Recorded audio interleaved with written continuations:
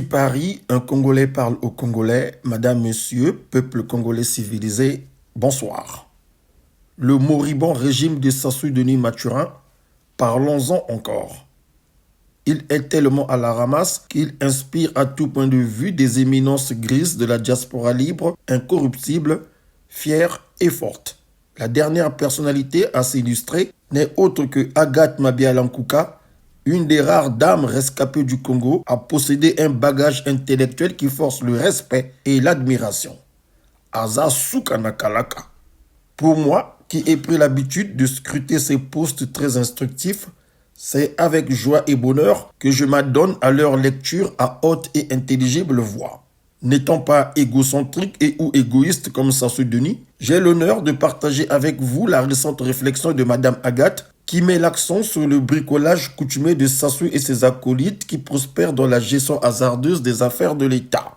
Sur ce, je cite, « Nous, staff de la Direction générale des douanes et droits indirects, sous la direction générale de Pierre Kibamba, moi-même, directrice des finances et de la comptabilité, avec la collaboration du staff de la DGI, avons fait fonctionner financièrement le pays pendant toute la période de la transition. Malgré les pots de bananes glissés sous nos pieds par un Sassou Nguesso aigri, sans argent du pétrole, je le précise parce que Elf avait refusé le ballon d'oxygène de 50 milliards qu'avait sollicité André, Premier ministre du gouvernement de transition. Les salaires ont été régulièrement payés et les élections libres et transparentes ont pu être organisées dans les délais grâce à notre ingéniosité. Nous avons montré notre amour pour la patrie. Le ministre Maleka, paix à son âme, craie à la main, vous en a fait la démonstration tous les trimestres. Tout le monde pouvait suivre la traçabilité de l'argent du trésor public. Nous n'avons pas conduit notre pays à la faillite et nous n'en avons pas mis plein les poches.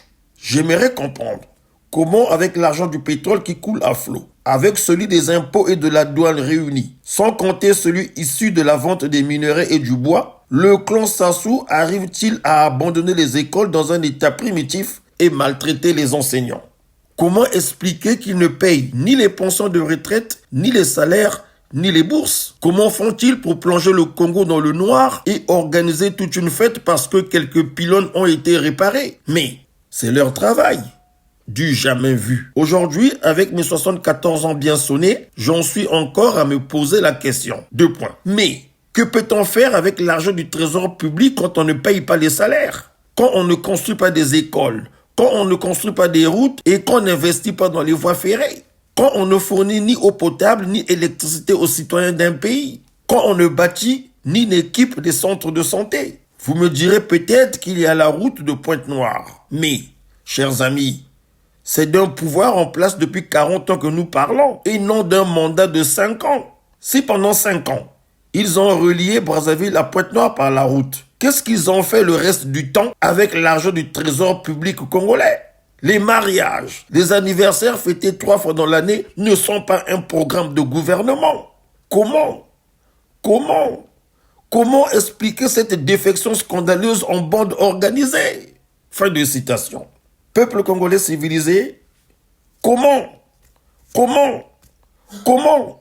3 fois comment se demande Agathe Mabiala-Nkuka, cette excellente dame, moins âgée de 7 ans que la stupide Yaontou.